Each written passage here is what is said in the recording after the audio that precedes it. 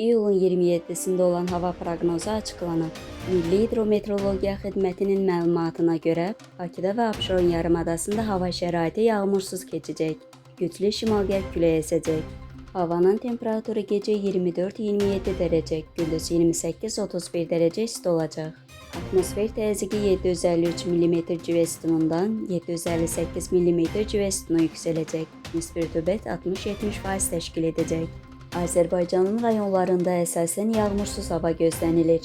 Bəzi dağlıq ərazilərində duman olacaq. Qərb küləyi bəzi yerlərdə arabir güclənəcək. Havanın temperaturu gecə 22-27 dərəcə, gündüz 34-39 dərəcə, bəzi yerlərdə 40 dərəcə isti. Dağlarda gecə 15-20 dərəcə, gündüz 25-30 dərəcə isti olacaq.